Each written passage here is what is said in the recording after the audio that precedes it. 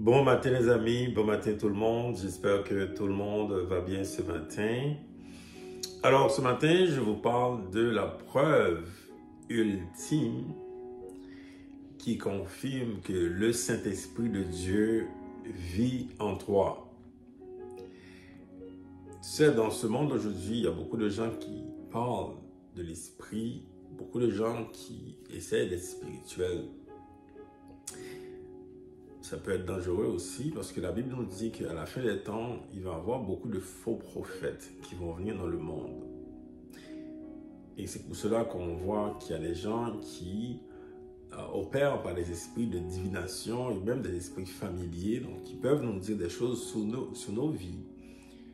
Puis ces gens-là n'opèrent pas par le bon esprit, par le Saint-Esprit de Dieu.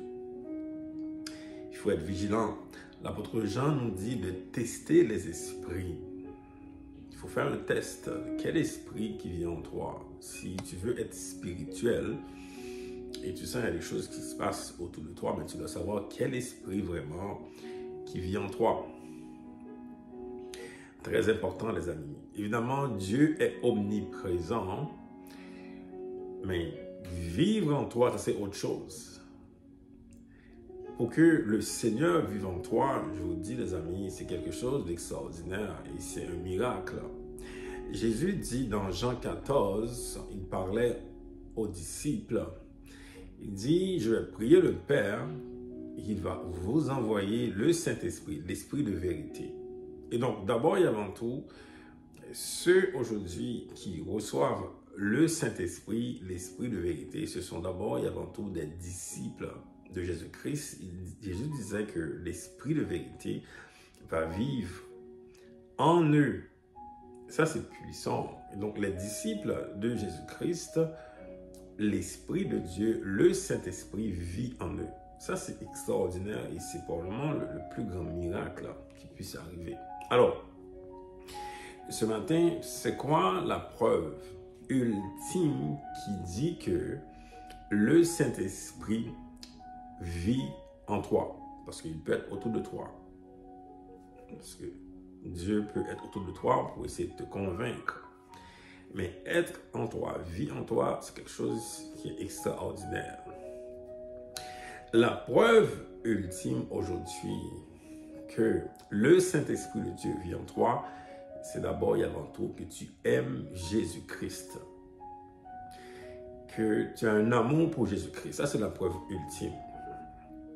Si vraiment que tu vois en toi, tu as un amour pour Jésus-Christ, quelque chose que tu n'arrives même pas à contrôler, c'est la preuve ultime que le Saint-Esprit de Dieu vit en toi. Alors, aimer Jésus, c'est de garder ses commandements.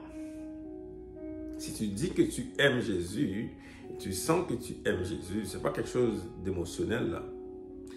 Aimer Jésus, c'est de garder ses commandements. Et les deux principaux commandements de Jésus-Christ, c'est d'abord d'aimer Dieu, le Père. D'aimer Dieu de toute son âme, de tout son cœur et de toute sa pensée. Également, il parle d'aimer son prochain, c'est-à-dire les gens qui sont proches de toi. D'aimer son prochain, donc ceux qui sont proches de toi. Donc l'amour pour Jésus-Christ, c'est-à-dire en gardant ses commandements. Ça, c'est la preuve.